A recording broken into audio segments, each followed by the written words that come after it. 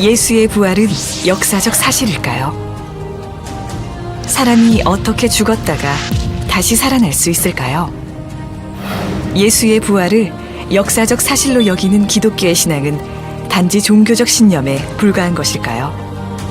생애 말년에 유신론자가 된 영국의 철학자 앤터니 플루. 예수의 부활에 관한 증거는 다른 어떤 종교에서 주장하는 기적의 증거보다 월등하며 양적으로나 질적으로 비교가 안 될 정도로 다르다. 무신론자의 마음까지 움직이게 했던 증거.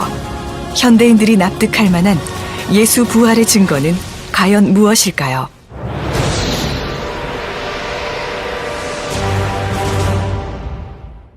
기원 후 1세기, 고대 로마의 사형 방법 중 하나인 십자가형.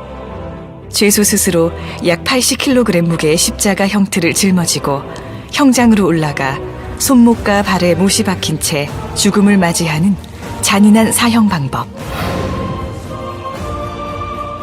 예수는 로마 제국을 위협하는 인물로 고발되어 빌라도 총독에 의해 십자가형에 처해진 후 예루살렘에 있는 무덤에 묻혔습니다.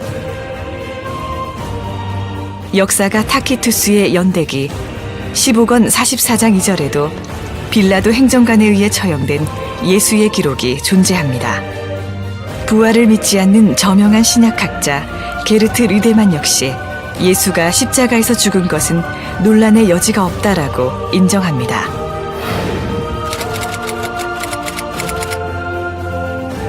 당시 처형해야 할 죄수가 도망가거나 살아난다면 이를 담당한 군인은 대신 죽어야 했기에 불가능한 일입니다.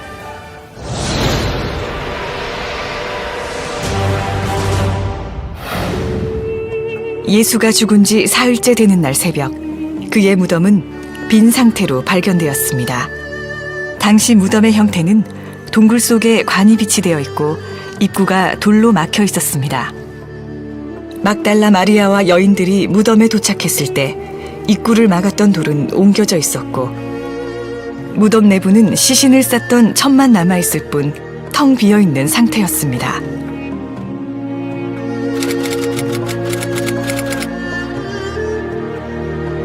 로마 병사들이 예수의 무덤을 지키고 있었기 때문에 시신을 훔쳐가는 것은 불가능했습니다.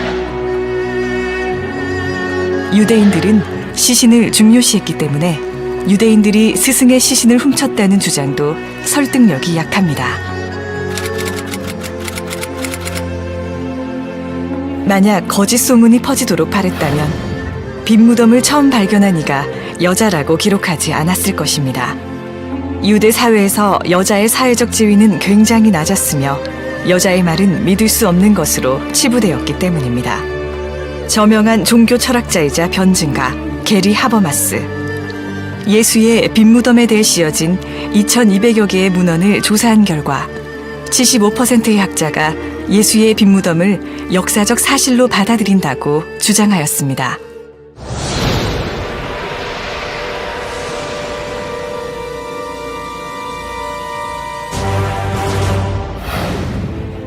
예수가 십자가형으로 죽고 무덤에서 사라진 후 부활하여 승천하기까지 40일간 예수를 만났다고 주장하는 사람들이 나타났습니다. 만약 제자들 중 몇 사람만이 예수의 부활을 주장했다면 그들은 미친 사람 취급을 받았을 것입니다. 하지만 예수를 목격한 사람은 500명이 넘었습니다. 그 일 이후 흩어졌거나 몸을 숨겼던 예수의 제자를 비롯하여 예수를 미워했던 사람들조차 그의 부활을 전하는 일에 목숨을 걸기도 합니다. 그 결과 교회가 출현하게 되었고 불과 20-30년 안에 기독교는 폭발적인 부흥을 맞이합니다. 로마를 비롯한 광범위한 지역에서 수많은 사람들이 예수를 하나님의 아들로 믿게 되었습니다. 이것은 다수의 학자가 인정하는 역사적 사실입니다. 하나의 역사적 사건이 입에서 입으로 전해져 전설의 경향성을 보이는데 두 세대는 너무나 짧은 기간이라고 합니다. 그러나 신약 성경은 예수의 죽음과 부활 후 18년에서 60년 사이에 기록되었습니다. 신화가 발생될 시간적 여유가 없었으며 60년 이내에 벌어졌던 실제 사건이 그대로 기록되었다고 봐야 할 것입니다. AD 30년경 로마 제국의 통치하에 있던 작은 나라에서 반역자로 처형당한 예수는 죽음 후 많은 이들에게 부활한 모습으로 목격되었고, 그를 믿지 않던 이들조차 예수가 하나님의 아들임을 믿게 되었습니다.